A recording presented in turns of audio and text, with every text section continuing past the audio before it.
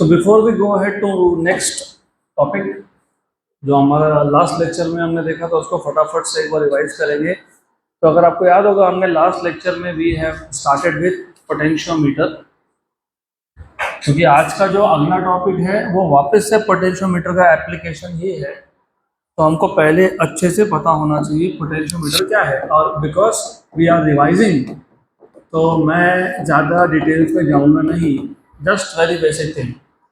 Potentiometer is an instrument or a device which is used to compare EMF, right?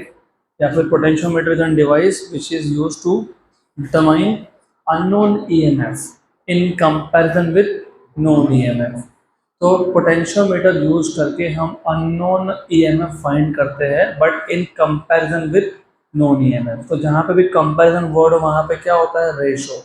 तो potentiometer use करके हम लोग EMF का E1 upon E2 का क्या फाइंड करेंगे, रेशो, बराबर। फिर मैंने आपको बताया था कि इसका कंस्ट्रक्शन क्या होता है, बहुत सिंपल है। Potentiometer consist of a thin uniform wire. एक थिन यूनिफॉर्म वायर होता है 2 मीटर टू 10 मीटर लॉन्ग। तो ये जो वायर है AB, इसका लेंथ कितना है, 2 मीटर से 10 metre. It is stretched on a wooden board, rectangular wooden board. जैसे आपका बेंच है रेक्टेंगुलर, वैसे ही एक रेक्टेंगुलर बोर्ड है, उसके ऊपर इसको टाई करके रखा है। And is divided into segments of 100 centimeter each. तो potentiometer consist of a thin uniform wire AB of length 2 meter 10 meter long, stretched on a rectangular wooden box या wooden board, and is divided into segments of 100 centimetre. तो इस पूरे wire को 100 centimetre के segment में divide करके रखा है। फिर जो वायर का ए एंड है, ये आप बैटरी के पॉजिटिव से कनेक्ट करते हो, और जो वायर का बी एंड है ये आप बैटरी के नेगेटिव से कनेक्ट करते हो विद थ्रू अ की। तो ये आ गया आपका वायर का a end, it is connected to positive of battery, और जो बैटरी है उसका EMF है E, राइट। यहाँ पे एक की है K, negative of the battery is connected two point B through की K। फिर हमने देखा था प्रिंसिपल ऑफ पोटेंशियोमीटर। ये पोटेंशियोमीटर का इतना ही अरेंजमेंट है, डन, दिस इज पोटेंशियोमीटर। फिर हमने देखा था कि पोटेंशियोमीटर का वर्किंग प्रिंसिपल क्या है। सिर्फ वर्किंग प्रिंसिपल मैं यहाँ पे मेंशन करूँगा। वर्किंग प्रिंसिपल में क्या था, द फॉल ऑफ पोटेंशियल या फिर the potential difference between any two points is directly proportional to length of that portion. याद रखना, if a steady current flows through potentiometer wire, अगर पोटेंशियोमीटर वायर में से स्टेडी करंट फ्लो हो रहा है तो potential difference between any two points of the wire, मान लेते हैं यहाँ पे एक पॉइंट है P, तो इन दोनों पॉइंट में जो पोटेंशियल डिफरेंस होगा it is directly proportional to length of that portion. जितना लेंथ उतना potential difference, simple, correct, right. ये हमने प्रूव भी किया था। अभी प्रूव किया था, वो याद नहीं होगा तो रिवाइज करो, because of course we can not keep on revising same thing again and again. फिर हमने देखे थे पोटेंशियोमीटर के दो यूजेस। तो we have seen two uses of potentiometer. दो यूजेस है, दो में से एक हमने कंप्लीटली डिस्कस किया था और एक बाकी है। तो पोटेंशियोमीटर का दो यूज में से जो पहला यूज था, if you remember, to compare EMF of two sources, ये था पहला यूज। दूसरा यूज है टू फाइंड आउट या to determine internal resistance of cell का इंटरनल रेजिस्टेंस हमको फाइंड करना है यूजिंग पोटेंशियोमीटर। तो दो यूजेस है। कौन से दो यूजेस है, to compare EMF of two cells and to determine internal resistance of a cell. To compare EMF of two cells, इसमें दो मेथड थे अगर याद होगा तो। पहले मेथड को तुम बोलते हो डायरेक्ट मेथड। क्या बोलते हो, क्या बोलते हो इसको, डायरेक्ट मेथड। क्या बोलते हैं इसको, डायरेक्ट मेथड। इसका और एक नाम था अगर याद होगा तो, individual cell method, individual cell method. Clear है? अभी इंडिविजुअल सेल मेथड या डायरेक्ट मेथड दोनों ही किसके यूजेस है, किसके, पोटेंशियोमीटर। तो इन टोटल मैं वापस बता रहा हूँ, पोटेंशियोमीटर के दो यूजेस है, to compare EMF and to find out internal resistance. ये दोनों किसके यूज है, पोटेंशियोमीटर के, राइट। और पहले यूज में कितने मेथड है, दो। तो टोटल टॉपिक कितने बन गए, तीन। तीनों का डायग्राम मोर और लेस सेम है, मोर और लेस। अब पहले डायग्राम अच्छे से समझ लो। पोटेंशियोमीटर में अभी बताया था एक वायर होता है, तो एक वायर है। प्रॉब्लम ये है ना, ये वायर कितना लंबा बताया मैंने, 2 से 10 मीटर। अगर 10 मीटर लंबा वायर हो, 10 मीटर्स मतलब 30 फीट, 30 फीट, तो क्या 30 फीट लंबा टेबल बनाएंगे हम लोग, नहीं ना। तो हम लोग क्या करते हैं, फोल्डिंग करते हैं, वायर को फोल्ड कर लेते हैं। तो यहाँ पे हमने वायर को कर लिया फोल्ड।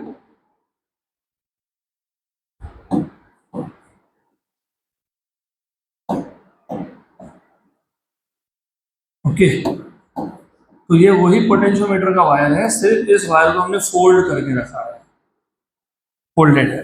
क्यों फोल्ड किया, जगह कम लेगा।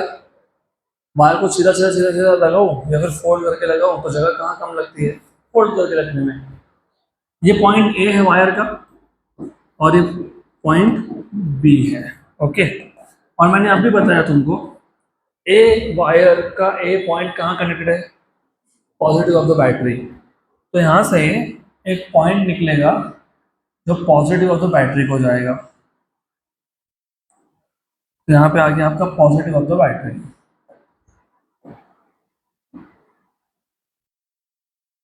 ऐसा कुछ आएगा, this is what you will have.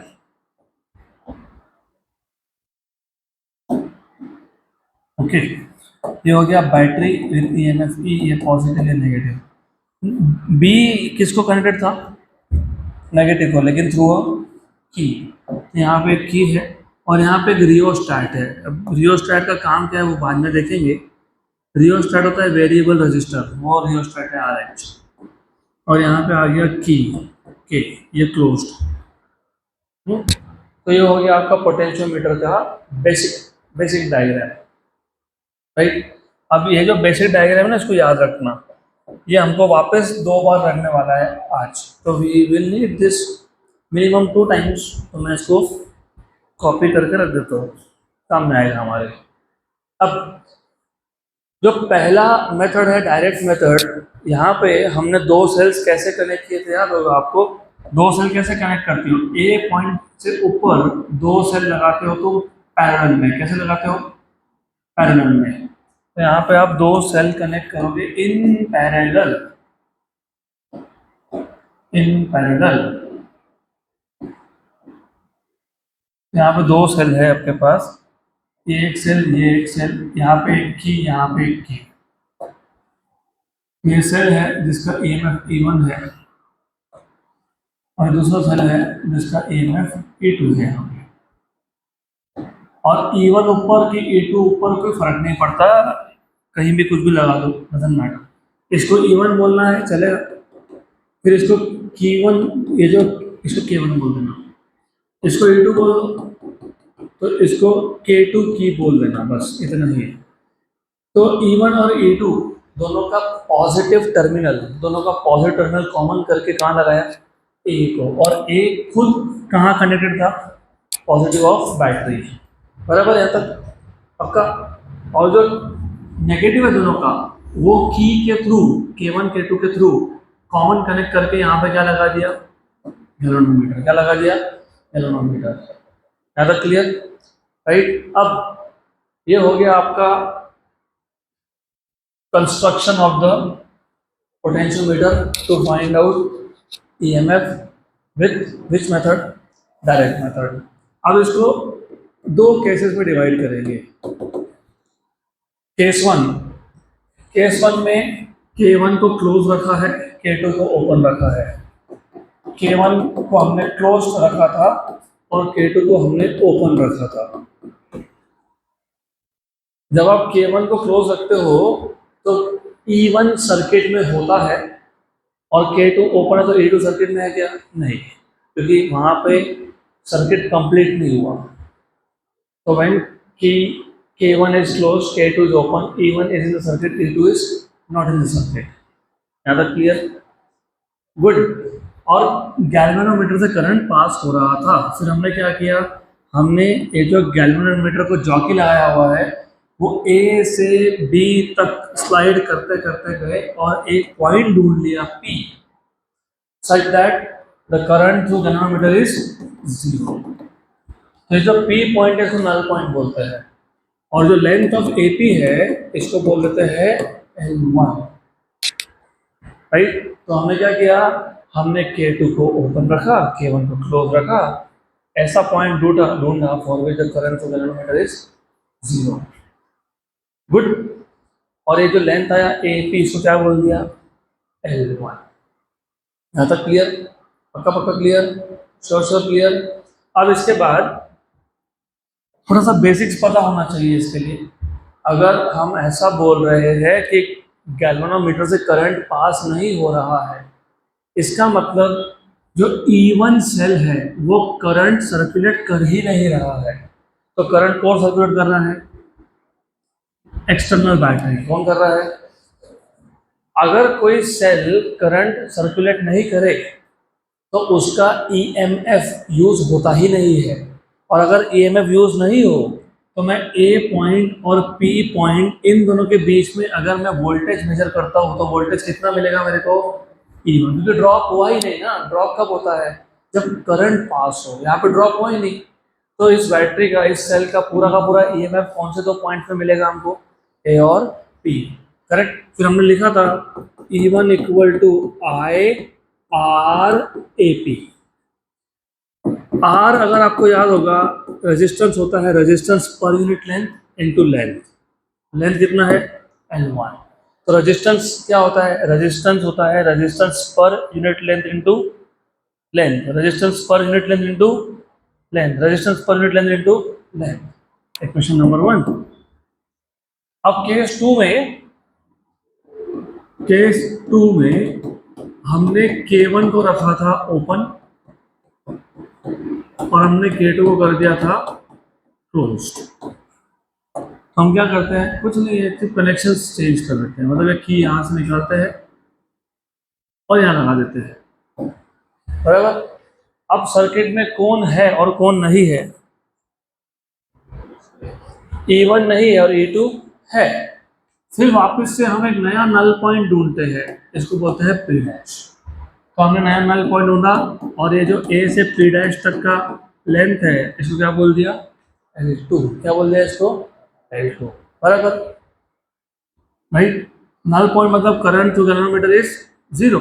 इसका मतलब A और P डैश के बीच में मैं चेक करूंगा तो मुझे कितना वोल्टेज मिलेगा, E2। तो E2 क्या आएगा, IRAP डैश। तो E2 क्या आ जाएगा, I sigma L2। Equation number 2। ये यहाँ तक पक्का पक्का, श्योर श्योर।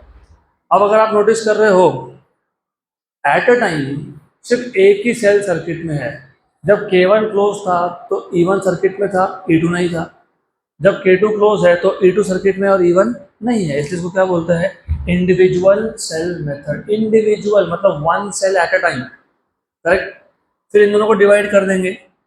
जब इन दोनों को डिवाइड करोगे तो E1 upon E2 equal to I sigma L1 upon I sigma L2। I sigma cancel, तो E1 by E2 equals to क्या आ जाएगा, L1 by L2, correct. Good, हो गया, रेशो मिल गया। कंपेयर करना मतलब क्या, फाइंड करना, रेशो। तो मिल गया ना रेशो, करेक्ट। तो ये मेथड यहाँ तक था। अब इसके बाद दूसरा मेथड था, अगर आपको याद होगा तो कॉम्बिनेशन मेथड। क्या नाम था उसका, कॉम्बिनेशन मेथड, जिसको तुम सम एंड डिफरेंस भी बोलते हो। तो कॉम्बिनेशन मेथड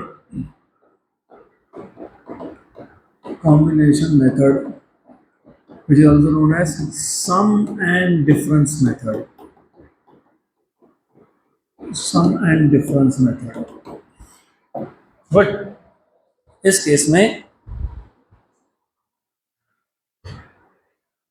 में बेसिकली आप करते क्या हो, ऐसा है यहाँ पे भी दो सेल्स है, लेकिन यहाँ पे सेल्स को कनेक्ट करने का तरीका अलग है। तो यहाँ पे भी आपके पास दो सेल्स है, एक सेल यहाँ से आएगा E1, उसके बाद यहाँ पे इन टोटल आपके पास 4 की है in the form of quadrilateral,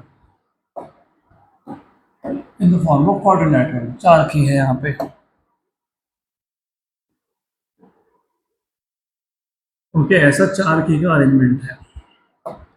then इसको नाम देते थे सी, इसको बोल देते हैं डी, और जो बचे हुए दो की है इसको बोलते हैं ए और बी। यहाँ पे आपने पहला सेल कनेक्ट करके रखा है, दिस इज फर्स्ट सेल, ये पहले सेल का पॉजिटिव और ये इसका नेगेटिव, तो ये हो गया आपका E1 सेल। दूसरा सेल यहां से निकालते हो,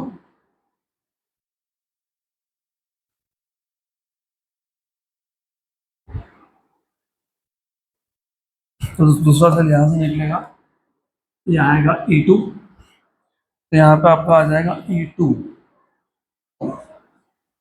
और ऐसा कनेक्शन है, दिस इज E2, ये आ गया E2। उसके बाद यहाँ पे देखो 4 वर्टेक्स है, 3 पे कनेक्शंस हो गए, चौथा वर्टेक्स बाकी है, तो चौथे वर्टेक्स का कनेक्शन यहाँ डाल देंगे। जंपर के थ्रू एक गैल्वेनोमीटर कनेक्ट कर देंगे, through a jumper we will connect a galvanometer. Good, तो ये है बेसिक कंस्ट्रक्शन। अब यहाँ पे भी दो ही केसेस है, जो पिछले केस थे वैसे ही दो केस है।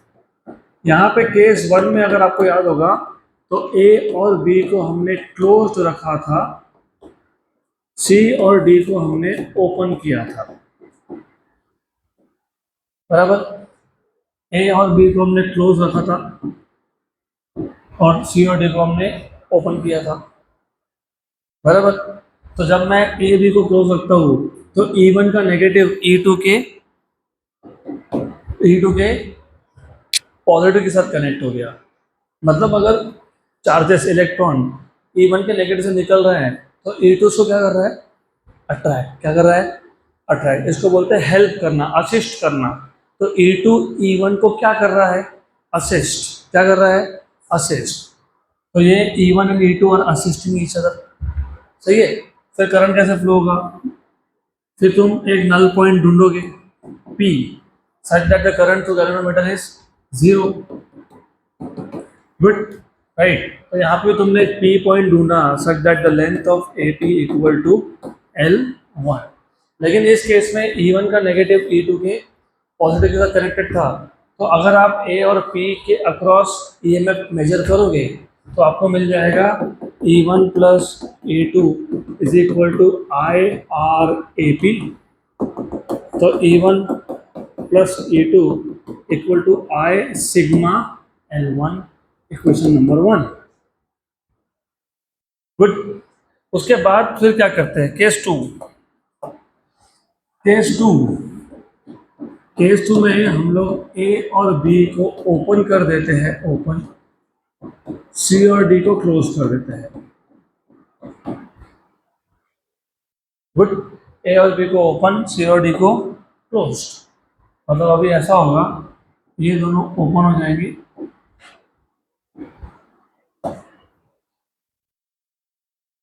और ये दोनों क्लोज हो जाएंगे,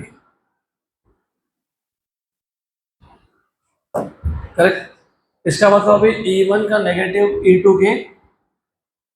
E2 के नेगेटिव के साथ कनेक्टेड है। तो इस केस में जो इलेक्ट्रॉन्स E1 के नेगेटिव से निकलेंगे उसको E2 हेल्प कर रहा है कि अपोज कर रहा है, अपोज। इसको बोलते हैं अपोज करना, राइट। फिर वापस तुम क्या करते हो, हाँ, E1 का EMF E2 से ज़्यादा है, क्योंकि E1 का EMF ज़्यादा है, E2 का कम है, तो करंट फिर भी फ्लो होगा, लेकिन E2 क्या करेगा, अपोज करेगा। फिर तुम एक नया नल पॉइंट ढूंढोगे, उसको नाम दे देंगे P dash, such that the current to galvanometer is 0, और जो लेंथ ऑफ AP डैश होगा ना, इसको बोल देंगे L2। तो क्या बोल देंगे, L2। क्या बोल देंगे इसको, L2, राइट, करेक्ट। और नल पॉइंट पे जब तुम ए और पी डैश में ईएमएफ देखोगे तो वो आएगा E1 minus E2, that is I R A P dash. तो E1 minus E2 equal to I sigma L2, equation number 2। फिर आपने इक्वेशन 1 को 2 से डिवाइड किया था तो आपको मिल गया E1 plus E2 upon E1 minus E2 equal to I sigma L1 upon I sigma L2, correct. फिर आपको मिल गया यहाँ से E1 plus E2 upon E1 minus E2 equal to L1 by L2। फिर आपने कंपोनेंडो डिविडेंडो कर लिया, तो यूजिंग कंपोनेंडो डिविडेंडो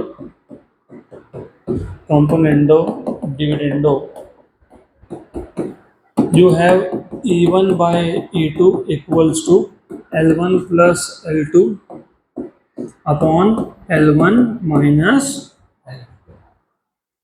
गुड, ये हो गया आपका by sum and difference method. अब इसके आगे आते हैं हम लोग हमारे सेकेंड यूज पे, determine internal resistance of cell. तो अभी यहाँ से आगे हमारा स्टार्ट होगा आज, to determine internal resistance of cell. Problem ये है कि किसी भी सेल का इंटरनल रेजिस्टेंस डायरेक्टली मेजर नहीं होता है, क्योंकि वो मटेरियल का ही प्रॉपर्टी है, वो मटेरियल की वजह से ही आया। फॉर एग्जाम्पल मेरे पास ये एक सेल है, इस सेल का मुझे अगर इंटरनल रेजिस्टेंस निकालना है तो डायरेक्ट नहीं हो सकता है फाइंड, तो हमको इनडायरेक्टली करना पड़ेगा।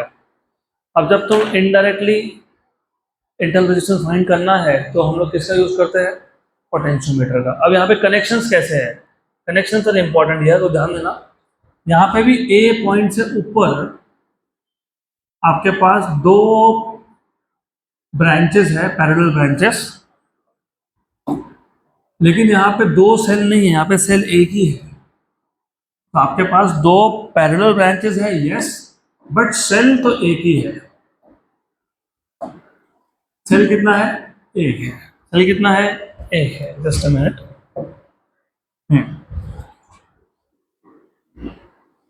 ओके। तो दो पैरेलल ब्रांचेस तो है, लेकिन सेल एक है दोनों में से। ये दो ब्रांचेस में से कहीं पे भी सेल लगा दो, तुम्हारी मर्जी। If you want you can put a cell here, लेकिन जहाँ सेल दिखाओगे वहाँ पे इंटरनल रेजिस्टेंस दिखाना पड़ेगा, क्योंकि तुमको फाइंड क्या करना है, इंटरनल रेजिस्टेंस। और इंटरनल रेजिस्टेंस ही नहीं दिखाया, चलता है क्या ऐसा, नहीं चलता ना। फिर यहाँ पे एक रेजिस्टेंस दिखा दिया एक्सटर्नल, और यहाँ पे की है, तो ऐसा आएगा मोर और लेस आपका सर्किट। यहाँ पे E1 सेल, यहाँ पे इंटरनल रेजिस्टेंस,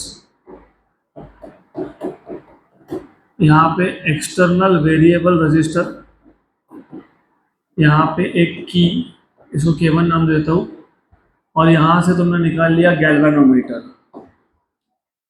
ये यहाँ तक सिर्फ जो पहला केस था उसमें दोनों पैरेलल ब्रांचेस में क्या थे, दो सेल्स थे। यहाँ पे एक में सेल है और दूसरे में क्या है, वेरिएबल रेजिस्टर, वेरिएबल।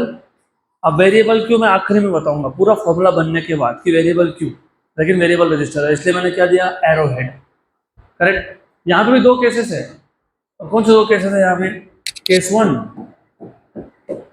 वन जो की K1 है ना वो ओपन है, ये की ओपन है। अब जब ये की ओपन है इसका मतलब है जो वेरिएबल रजिस्टर है सर्किट में है क्या, है क्या, अरे कैसे क्या, हाँ की ओपन है तो सर्किट कंप्लीट ही नहीं हुआ, तो वो सर्किट में है क्या, नहीं, लेकिन सर्किट में कौन है, E1, और E1 करंट ड्राइव कर रहा है। लेकिन हमने पता है क्या किया, हमने अलग अलग पॉइंट पे टच करके एक ऐसा पॉइंट फाइंड कर लिया P such that the current through galvanometer is equal to कितना, 0। मतलब की K1 ओपन था, मतलब वेरिएबल रजिस्टर R सर्किट में था ही नहीं, वो तो सर्किट में नहीं था, लेकिन कौन था, E1। तो E1 क्या करेगा, करंट ड्राइव करेगा, लेकिन हमने क्या किया, नल पॉइंट ढूंढ लिया। नल पॉइंट पे क्या होता है, current to galvanometer is zero.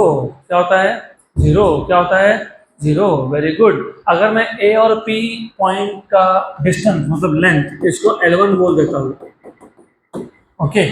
और अगर मैं ए और पी पॉइंट में वोल्टेज मेजर करता तो कितना मिलेगा मेरे को, कितना मिलेगा, E1। कितना मिलेगा, E1। और तुम अब तक देख ही रहे हो पिछले दो केसेस से, E1 ये किसको प्रोपोर्शनल होता है, L1 को। तो मैं अभी बाकी नहीं लिख रहा हूँ, मैं डायरेक्ट लिख देता हूँ, E1 is proportional to L1, क्योंकि वैसा ही आने वाला है वो। देखो क्या आया था, E1 proportional to L1, E2 proportional to L2। इधर क्या आया था, E1 plus E2 proportional to L1, E1 minus E2 proportional to L2। तो यहाँ पे E1 प्रोपोर्शनल टू क्या आएगा, L1। इक्वेशन नंबर 1 क्लियर है यहाँ तक, पक्का पक्का, लॉक कर दे, लॉक, पक्का ना। अब केस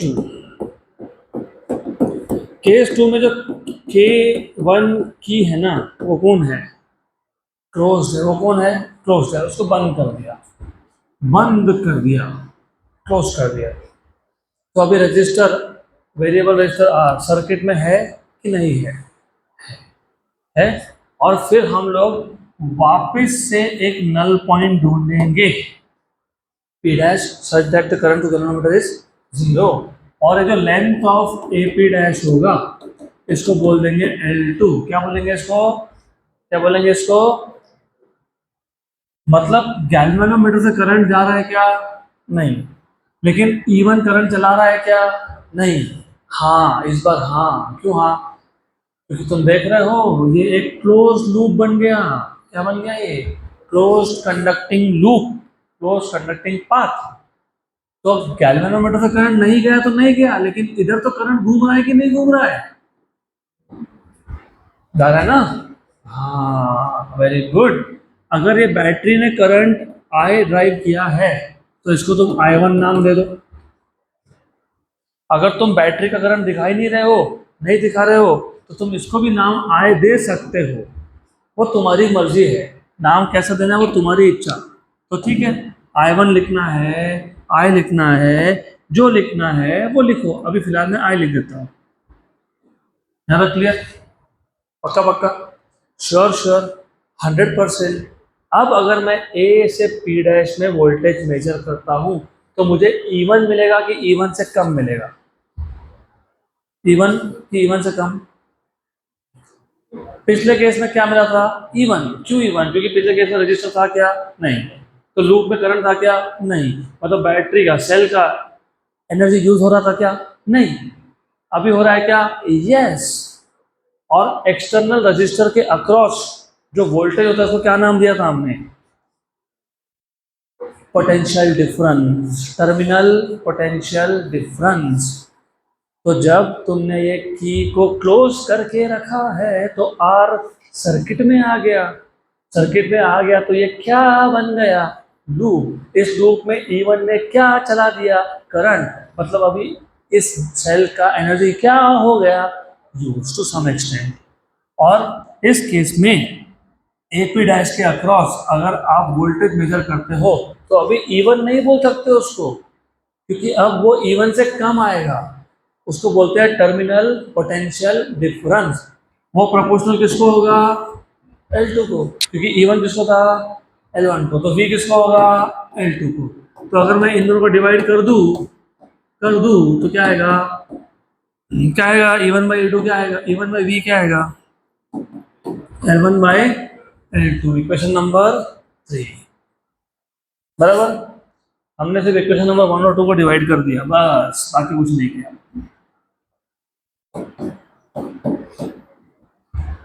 यहाँ तक क्लियर है क्या, यस, पक्का पक्का, श्योर श्योर, 100%। अब एक काम करते हैं, ये ये एक लूप बन गया, क्या बन गया, लूप। और लूप पे किरचॉफ का कौन सा लॉ एप्लीकेबल होता है, second law, Kirchhoff loop law या किरचॉफ वोल्टेज लॉ, KVL। और उस पर हम लोग KVL अप्लाई कर देते हैं। तो applying KVL to the loop, यहां से यहां आते वक्त बीच में रेजिस्टेंस या सेल कुछ है क्या? नहीं है ना, तो ड्रॉप होगा क्या? नहीं। यहां से यहां जाते वक्त रेजिस्टेंस आया क्या? यस। और करंट का डायरेक्शन भी क्या है? सेम। तो पोटेंशियल ड्रॉप क्या होगा? -IR। फिर यहां से यहां जाते वक्त ड्रॉप हुआ क्या? नहीं। यहां से यहां आए तो करंट का और ट्रेसिंग का डायरेक्शन सेम है, तो -IR। और नेगेटिव से कहाँ जंप कर रहे हो? पॉजिटिव पे, तो +E1 equal to 0। Very good. So therefore E1 equal to I small r plus I capital R। कुछ नहीं है, इसको वहां शिफ्ट किया है बस। करेक्ट है। तो E1 क्या आ जाएगा? I R plus R, equation number 4। सही है। सिमिलरली आपको पता है V क्या होता है ओहम्स लॉ के हिसाब से? IR क्या होता है? IR, equation number 5। इसको डिवाइड कर देते हैं, तो E1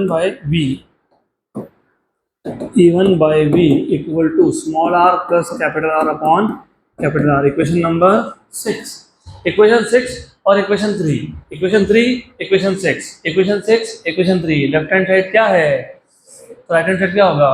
सेम। तो फ्रॉम इक्वेशन नंबर 3 एंड 6 क्या लिखेंगे हम लोग? क्या लिखेंगे? Small r plus capital R upon capital R equal to L1 by L2। Correct. तो small r by capital R plus capital R by capital R मतलब कितना? 1 equals to L1 by L2।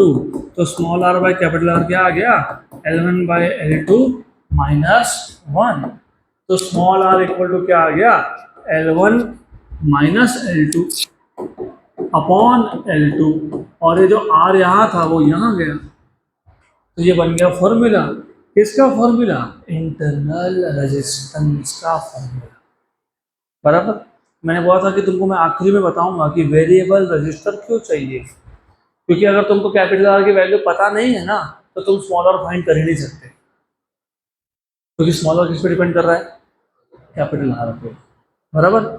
तो ये मेथड में हम लोग क्या करते हैं, ये मेथड में हम पोटेंशियोमीटर के ऊपर दो पैरेलल ब्रांचेस बनाते हैं। एक में EMF लगाते हैं, सेल लगाते हैं, और दूसरे में एक्सटर्नल रेजिस्टेंस लगाते हैं विद की। पहले की ओपन था तो हमने नल पॉइंट ढूंढ लिया तो हमको मिल गया EMF E1 proportional to L1। फिर हमने की को क्लोज कर दिया, फिर वापस नल पॉइंट ढूंढा, AP डैश डिस्टेंस को बोल दिया, L2 लेंथ को बोल दिया, L2। ये L1 और L2 कैसे मेजर करते हो? पोटेंशियोमीटर में वायर के नीचे स्केल होता है। क्या होता है? स्केल होता है, राइट। वहां से डायरेक्ट मिल जाएगा आपको L1 L2। लेकिन इस बार क्या हुआ कि गैल्वेनोमीटर से करंट तो नहीं है, लेकिन लूप में करंट है। करेक्ट है ना? तो लूप लॉ लगा के आपको इक्वेशन मिल गया। बट भाई द वे पोटेंशियल ड्रॉप, अभी पोटेंशियल ड्रॉप बोलोगे, पोटेंशियल डिफरेंस बोलोगे। पहले क्या बोल रहे थे? EMF। अभी क्या बोल रहे हो? Potential difference proportional to L2। तो E1 बाई V कितना आ गया? L1 by L2, equation 3। फिर मैंने लूप लॉ लगा दिया, लूप लॉ लगा दिया, तो मुझे एक इक्वेशन और मिल गया। क्या मिल गया? E1 equal to I small r plus capital R, और V क्या होता है? IR। इन लोगों को डिवाइड कर दिया, तो E1 by V equal to R plus capital R by capital R। 6 और 3 दोनों का लेफ्ट हैंड साइड क्या है? सेम। तो राइट हैंड साइड पे क्या होगा? सेम। बस इसको सिंप्लीफाई कर लो, तो क्या मिल गया आपको? Internal resistance of the cell का फॉर्मूला। पक्का? क्लियर है? श्योर। आगे बढ़े। अब हमने अभी जो देखा वो थे यूजेस ऑफ पोटेंशियोमीटर। क्या थे वो uses of?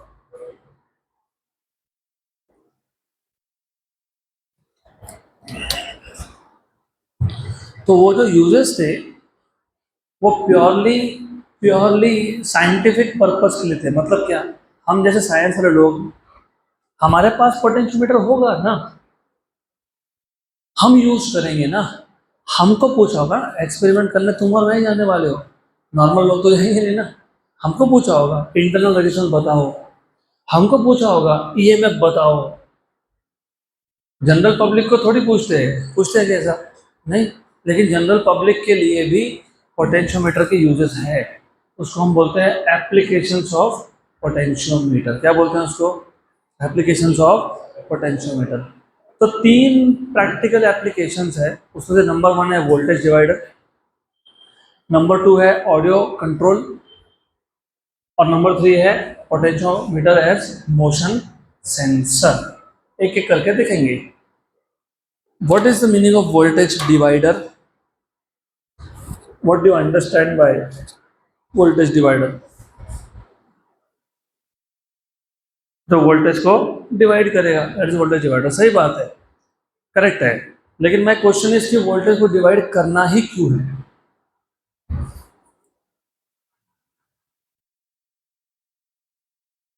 Why do you want to divide voltage at the first place?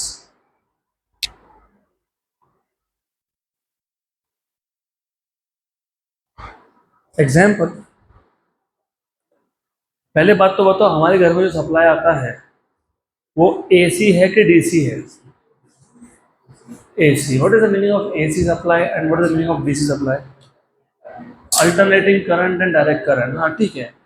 What is the exact meaning of this? DC supply में तुम जो बैटरी लगाते हो उसका एक प्लेट हमेशा नेगेटिव होता है और एक प्लेट हमेशा पॉजिटिव होता है, मतलब एक हमेशा लो पोटेंशियल पे, एक हमेशा हाई पोटेंशियल पे। तो करंट हमेशा कहाँ से कहाँ जाएगा? Higher potential to lower potential. Always electron कहाँ से कहाँ जाते हैं? Lower potential to higher. और करंट कहाँ से कहाँ जाता है? Higher to lower.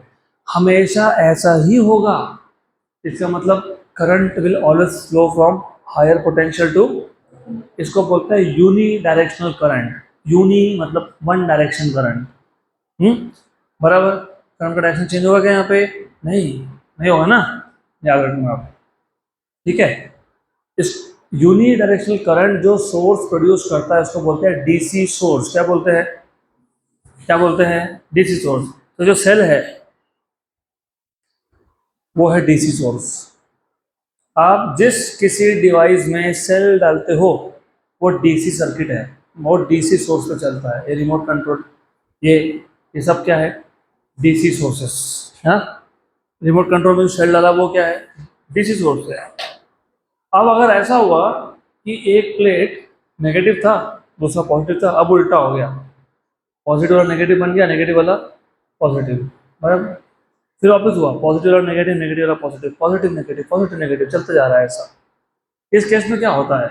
इस केस में करंट पॉजिटिव से निकला ही था, वापस जाना पड़ गया। क्यों? क्योंकि पोलैरिटी क्या हो गई? चेंज। जो पॉजिटिव प्लेट था वो क्या हो गया? नेगेटिव, और जो नेगेटिव था वो क्या हो गया? पॉजिटिव। देखो, एक प्लेट पॉजिटिव था, दूसरा नेगेटिव था, करंट कहाँ से निकला था? पॉजिटिव से। कहाँ निकले?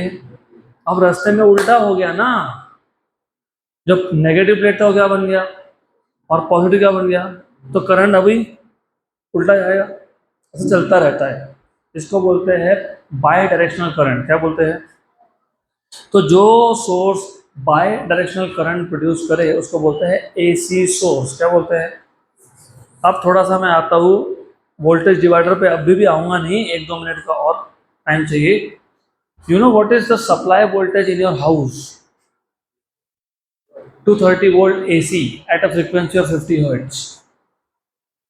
लेकिन आपके घर में जो 90% के ऊपर तुम लोग डिवाइस यूज करते हो, पहली बात तो वो AC पे चलते ही नहीं है, वो DC पे चलते हैं। मतलब तुमको AC से DC में कन्वर्ट करना पड़ेगा, और उस प्रोसेस को बोलते हो रेक्टिफिकेशन। क्या बोलते हैं? क्या बोलते हैं? रेक्टिफिकेशन। इलेक्ट्रॉनिक्स है क्या किसी का? इलेक्ट्रॉनिक्स है तो रेक्टिफिकेशन आपको आएगा, फिजिक्स में भी आएगा। The process of converting AC signal to DC signal is called as rectification, right? Number 2, हमारे घर के इंस्ट्रूमेंट मोस्टली DC में चलते हैं, लेकिन वो 230 वोल्ट पे चलते ही नहीं है, वो 230 से कम वोल्टेज पे चलते हैं। हमारे पास सप्लाई कितना है? 230। उसको क्या करना पड़ेगा? कम। इसको कम करने के लिए हम लोग यूज करते हैं ट्रांसफॉर्मर। क्या? ट्रांसफॉर्मर। उसको बोलते हैं स्टेप डाउन ट्रांसफॉर्मर। क्या बोलते हैं? Step down. क्यों स्टेप डाउन? क्योंकि वोल्टेज हायर आ रहा था, आपको क्या चाहिए? लोअर, तो क्या बोलते हैं, स्टेप डाउन। सही है, बराबर।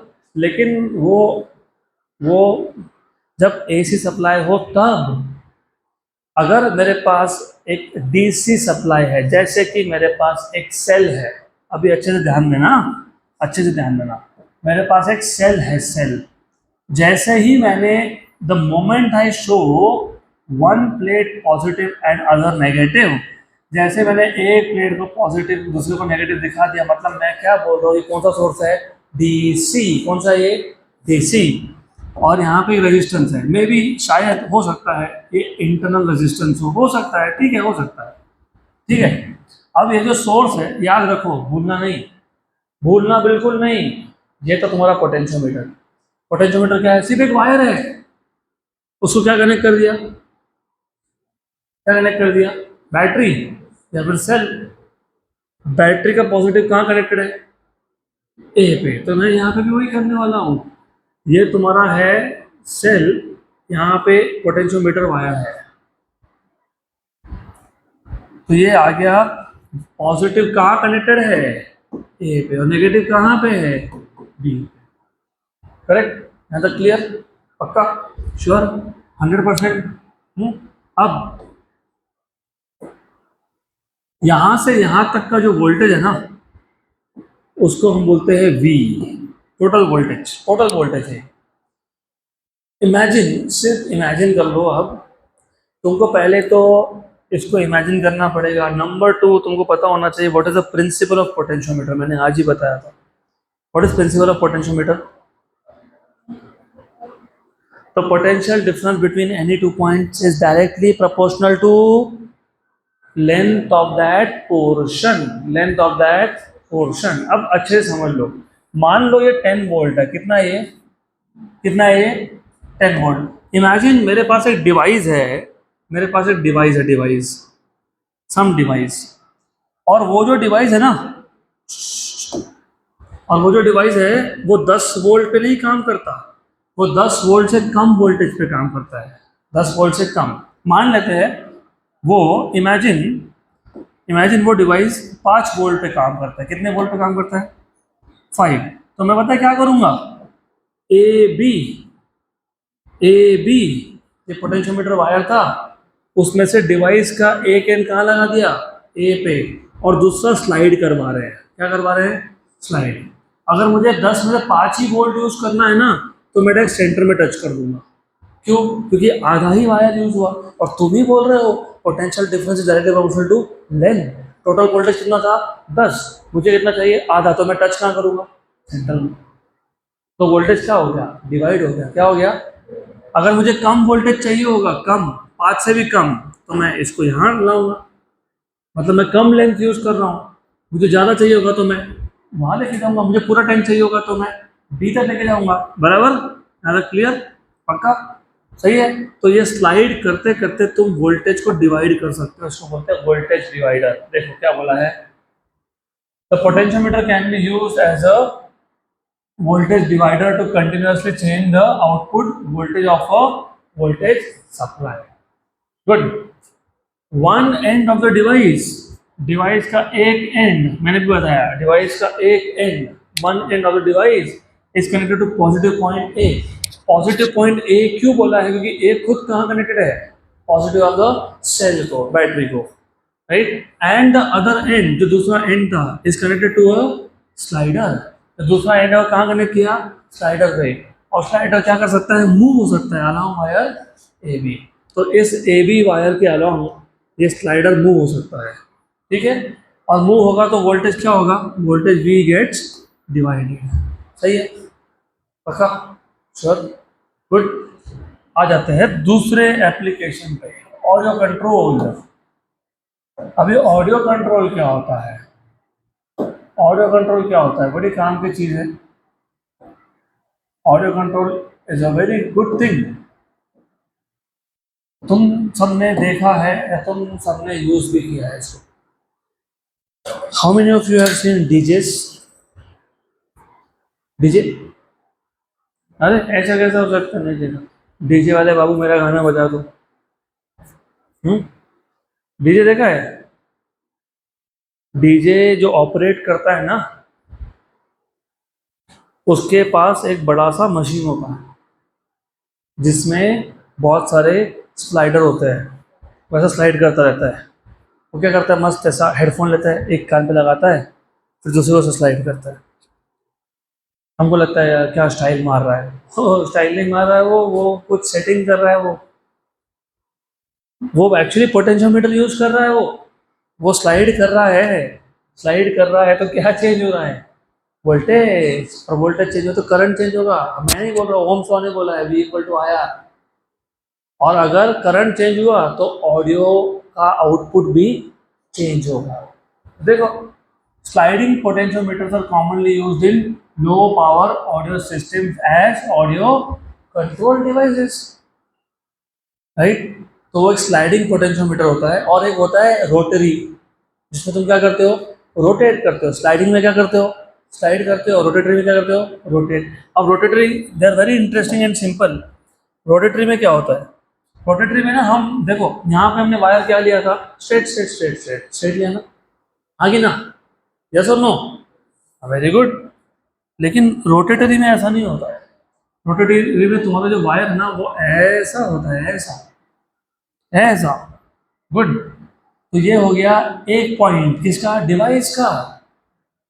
ये है दूसरा पॉइंट। दूसरा पॉइंट जो है ना, रोटेटिंग होता है। सपोज मैंने यहाँ टच किया, तो जो पोटेंशियोमीटर का वायर था ए से बी, ये मैं पूरा यूज कर रहा हूँ क्या, नहीं, मैं कम यूज कर रहा हूँ, तो वोल्टेज भी क्या आएगा, कम। और अगर इसको रोटेट करके मैंने यहाँ लगा दिया तो क्या होगा, वोल्टेज बढ़ेगा, करंट भी बढ़ेगा, साउंड भी बढ़ेगा। लाइव एग्जांपल देता हूँ मैं। अभी मैं जोर से चिल्लाने नहीं वाला, मैं धीरे ही बोलने वाला हूँ। मैं तो धीरे बोल रहा हूँ, लेकिन मेरी आवाज़ बढ़ रही ना, बढ़ रही। क्यों बढ़ी, क्योंकि तुम देख रहे हो ये एम्पलीफायर के ऊपर नॉब है, नॉब। और वो नॉब और कुछ नहीं, वो नॉब पोटेंशियोमीटर ही है, लेकिन कौन सा वाला, कौन सा, पोटेंशियोमीटर ही। ये देखो, तुम भी जब आवाज़ बढ़ानी हो ऐसा नॉब घुमाते हो, तो तुम पोटेंशियोमीटर ही यूज कर रहे हो। वो लिखा है आगे, बोथ साइडिंग एंड रोटेट, ये रोटेटरी होना चाहिए, तो रोटरी हो गया वो। Rotatory potentiometers are use for, बैडनेस नहीं होता है, लाउडनेस होता है। क्या होता है, लाउडनेस। तो ये भी क्या आएगा, लाउडनेस कंट्रोल। ये लाउडनेस आएगा, लाउडनेस। और ये कौन आएगा, क्या आएगा, रोटेटरी। तो दो टाइप के पोटेंशियोमीटर यूज होते हैं फॉर ऑडियो कंट्रोल। एक होता है स्लाइडिंग, दूसरा होता है रोटेटरी। पक्का, श्योर श्योर, गुड गुड। चलो आगे बढ़ते हैं। तीसरा, पोटेंशियोमीटर एज मोशन सेंसर। ये बहुत इंटरेस्टिंग है। आप में से किसी को मैकेनिकल इंजीनियरिंग करना है क्या, मैकेनिकल, नहीं, कोई नहीं, आजकल कोई मैकेनिकल को ही नहीं बोलता। ठीक है। अब होता क्या है ना, मैकेनिकल इंजीनियरिंग मतलब mostly related with machines, machine, बड़े बड़े मशीन्स। अब अगर इमेजिन, मशीन का, बहुत बड़ी मशीन का छोटा सा पार्ट है जहाँ पे कुछ मूविंग पार्ट्स है। अब मशीन में तो मूविंग पार्ट्स होता ही है ना, तो मूविंग पार्ट्स है। और हमको पता करना है कि उस पार्ट में मोशन हो रहा है कि नहीं, क्योंकि इतना बड़ा मशीन है। अब अंदर जाके देखेंगे तो नहीं ना, हाँ देखो मूव हुआ, ऐसा तो नहीं करते ना हम लोग। तो हमको पता लगता कैसे है कि एग्जैक्टली वो पार्ट मूविंग है कि नहीं। ये चीज़ अगर तुम घर में, बहुत सारे आपके पास इंस्ट्रूमेंट होते हैं, रेफ्रिजरेटर होता है, वॉशिंग मशीन होता है, खासकर तो वॉशिंग मशीन जब खराब होता है ना, हमको समझ में नहीं आता कि क्या प्रॉब्लम है। लेकिन तुम रिपेयरिंग करने वाले को बुलाओ, मशीन चालू होकर बता देगा, अच्छा वो अंदर वो सब ये हुआ होगा, वो पार्ट खराब हुआ होगा। उसको कैसे पता, ना आउट ऑफ एक्सपीरियंस हो, ठीक है, अनुभव तो है, लेकिन अनुभव के साथ साथ कुछ और भी है, पोटेंशियोमीटर। देखो ऐसा होता है ना, इमेजिन, इमेजिन, इमेजिन, ये एक पार्ट था मशीन का, बहुत बड़ी मशीन का एक पार्ट था, जहाँ पे जहाँ पे पार्ट्स मूव हो रहे हैं। और मैंने ना यहाँ पे एक पोटेंशियोमीटर लगा दिया। अब जब पॉइंटर यहाँ पे है तो लेंथ कम है, लेंथ कम है ना? तो वोल्टेज भी क्या है, कम है। मान लो ये पार्ट मूव हो गया तो लेंथ क्या हो गया, बढ़ गया। लेंथ बढ़ गया तो वोल्टेज भी, वोल्टेज बढ़ गया तो करंट भी। हाँ, तो ये हमको बता सकता है कि मोशन हुआ है क्या, इसलिए इसको क्या बोलते हैं, पोटेंशियोमीटर एज मोशन सेंसर। देखो, if the slider of a potentiometer is connected, if the slider, इसलिए स्लाइडर दिखाया मैंने, किसका स्लाइडर था, पोटेंशियोमीटर का। If the slider of a potentiometer is connected to the moving part of a machine, it can work as motion sensor. A small displacement of moving part causes change in potential, which is further amplified using an amplifier circuit. तो potentiometer को हम लोग motion sense करने के लिए भी use कर सकते हैं और करते हैं। क्लियर यहां तक, पक्का, गुड। अब आ जाते हैं पोटेंशियोमीटर के एडवांटेजेस पे और डिसएडवांटेजेस पे। पहली बात तो तुमको ये पता होना चाहिए, potentiometer is used to measure unknown EMF, very good.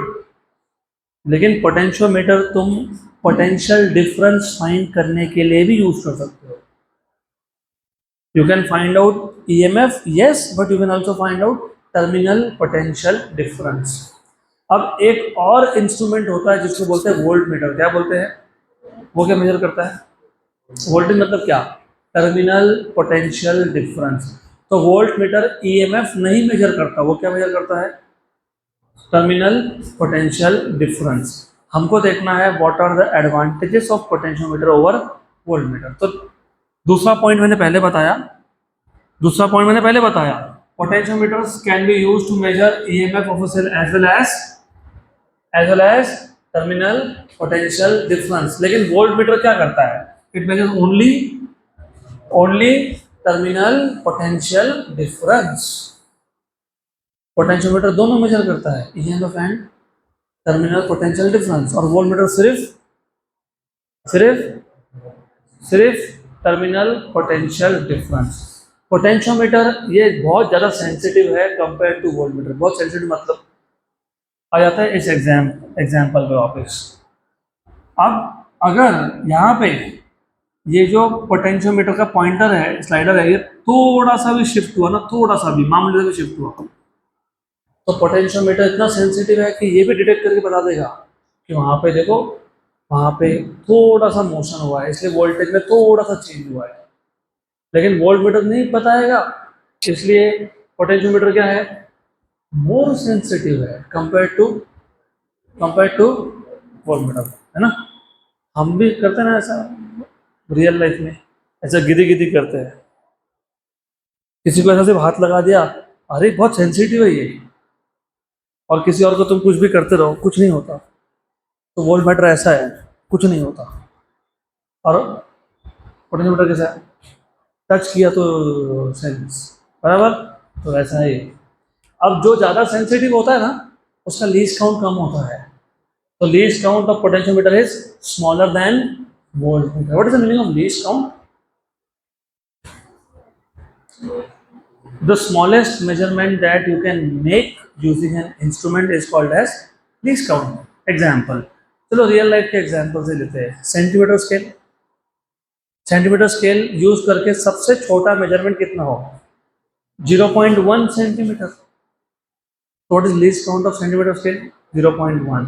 आपके पास जो घड़ी होती है, डिजिटल नहीं, एनालॉग, जिसमें 3 कांटे होते हैं, सेकेंड हैंड, मिनट हैंड और आर हैंड, तो कम से कम कितना मेजरमेंट होता है, 1 सेकेंड, क्योंकि सेकेंड हैंड सिर्फ एक बार मूव होता है, that is 1 second.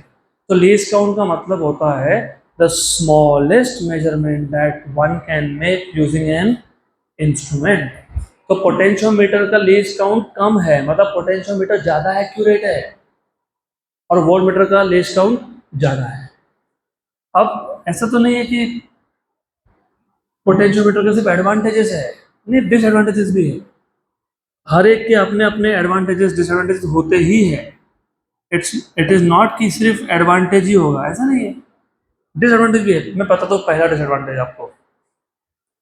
Volt meter देखा है आपने? वोल्ट मीटर, वोल्ट मीटर देखा है? देखा ही होगा, स्कूल में होगा। छोटा सा डब्बा होता है इतना सा,